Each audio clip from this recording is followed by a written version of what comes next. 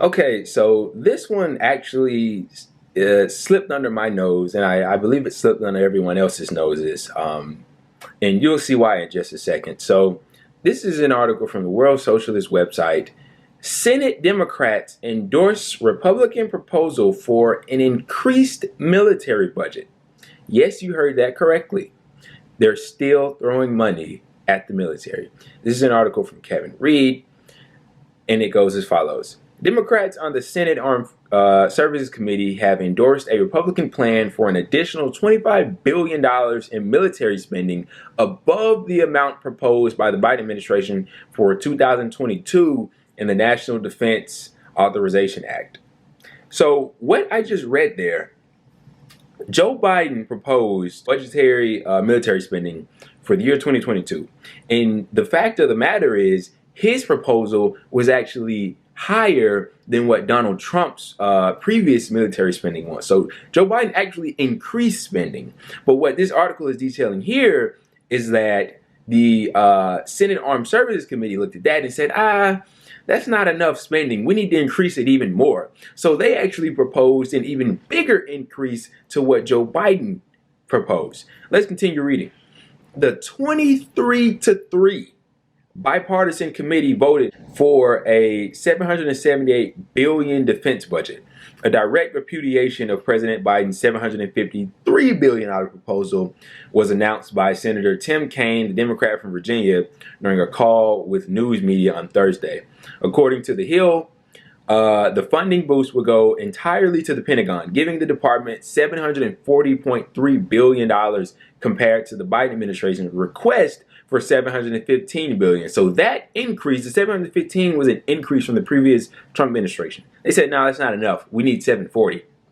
The remainder of the budget goes to non-Pentagon defense programs such as the Energy Department's nuclear weapons programs. So this is supposed to be voted on, or likely to be voted on, by the full Senate sometime in September. Now take a look at this. This is amazing. Committee Chairman Jack Reed, Democratic senator from Rhode Island, followed Kaine's announcement with a statement that got down to the real military matters at hand. Reed said that Congress must work on a bipartisan basis to ensure the policies and resources to deter Americans' adversaries and reassure U.S. allies that American forces have the right tools and capabilities to combat threats around the globe. So we are the universal police. We are the police of the world. We need to have the capabilities to combat threats around the world. You know, if China steps out of line, we got to go stop them. If Russia steps out of line, we got to go stop them. If Zimbabwe steps out of line, we got to go stop them. It's our job, according to Committee Chairman Jack Reed.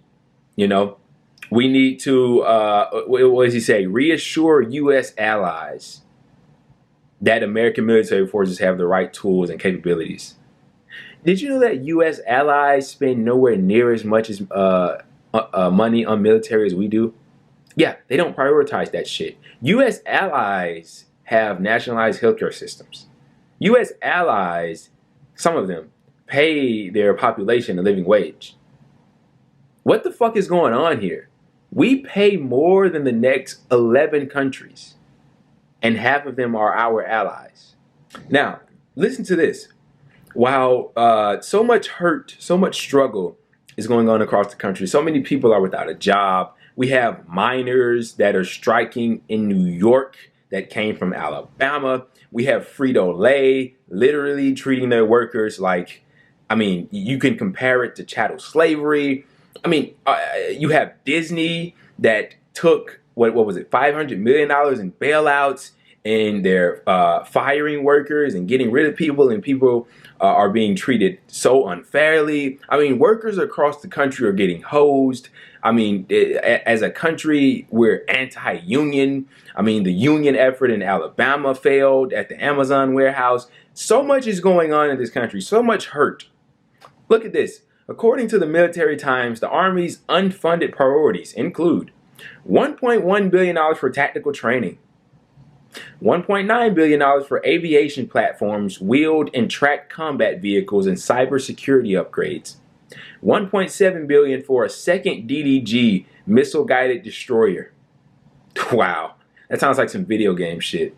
280 million for additional flying hours for Navy pilots. The Air Force wants to spend 1.4 billion on 12 additional F6, F-15 EXs. I don't even know what the fuck that is. Sounds like a plane. And 825 million for weapon system sustainment efforts. And 150 million additional naval strike missiles and tactical Tomahawk missiles. Does that sound like anything that'll help the American people? Does that sound like anything that will directly improve the life of a person that's struggling right now in this country, that's having trouble paying their rent, that's having trouble putting their child through school, that's having trouble putting food on the table? Does that sound like anything that will help them right now? Now, this is my favorite part of the fucking story right here. With their support for the Republican plan, Senate Democrats are making it clear they agree with the foreign policy of the party of Donald Trump. Among the Democrats to vote for the Republican proposal, here we go now, buckle up your seats. Jeanne Shaheen of New Hampshire, Mark Kelly of Arizona, the so-called progressive Kirsten Gillibrand of New York. Here we go now. Sit down for this. Joe Manchin of West Virginia voted for this proposal.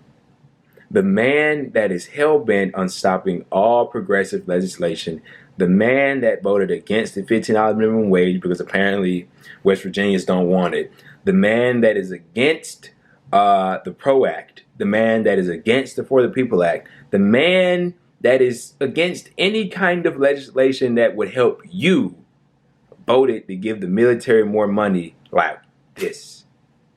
Didn't raise an eyebrow, didn't have any bad thing to say. I mean, it was bipartisan. It was 23-3. Do you notice how when it's to give the military more money, everybody's just like, yeah, let's do it. Fuck it. It's never, we're going to pay for it. We don't have the money for this. But whenever you want, I don't know, free college, a living wage, universal health care, it's always, where are we going to get the money from? How are we going to do this? There's so many stipulations. There's always these long deliberations that they have when it comes to how much do the American people deserve for this stimulus check? How, who's going to receive it? We need the means tested, make sure that the people that actually need it get it. But when it comes to throwing billions of dollars at our fucking military, who already has so much, it's all good, man. Like, no questions asked, just do it. Just fucking do it. 23-3. Wow. The only Democrat on the committee who opposed the increase was Elizabeth Warren of Massachusetts. So she actually has a heart. Shout out to Elizabeth Warren. The other two votes against the proposal came from the extreme right-wing Republicans, Tom Cotton of Arkansas and Josh Hawley of Missouri. Now, you may hear that and think, oh, wow, they're anti-war. No, the fuck they're not. They opposed the provision in the bill that will require women to register for the draft for the first time. That's why they voted against it. But they knew it was going to pass anyway. Okay, they knew it was going to go anyway. So, and it says the other Republicans who voted for the bipartisan plan also criticized it for not being substantial enough. These people are fucking insane. They're absolutely insane, and they're war hawks. I mean, they want more war all the time. They think that America is supposed to be the universal police of the world, and they want to keep occupying countries illegally. They want to keep bombing countries illegally. They want to keep using taxpayer money to fund their wars, to fund the war machine. Why? Because it's incredibly profitable for them. And people don't like to say it, and it sounds grotesque, because it is grotesque, because war is profitable. Okay? These contractors, they're making a lot of fucking money doing this shit. The politicians are being funded by the military-industrial complex, Halliburton, Lockheed, Honeywell, all these different entities that provide whether it be weaponry or equipment or whatever the fuck it is for the military. They make money off of this, and it's a big cabal where everybody is profiting off of each other, which why they keep doing this bullshit. But I made this video because I want you to realize how stories like these slip under your nose. I almost didn't catch this. I almost missed this, and a lot of people aren't going to see this. But notice how they talk about the January 6th riot every day and night, like it just happened yesterday. Notice how they talk about Donald Trump, when he comes out and says something stupid, like he doesn't do that every second of the day, and they'll talk about it for 3 weeks straight. But mainstream media, they're not going to pick this shit up. And if they do pick it up, they're going to talk about it from the point of the establishment. They're going to talk about it like it's good, like it's a positive thing. Oh, we're upping our military. We have the biggest military in the world. We have the biggest military budget in the world. I mean, the sane position, in my opinion, is talking about cutting the military budget literally clean in half. Literally. I mean, start there. I mean, it's absolutely insane what they're doing. These people are absolutely ridiculous. And they're just proving my point. They don't want anything good for you. They're just going to keep doing what's profitable for them. And it's incredibly sad.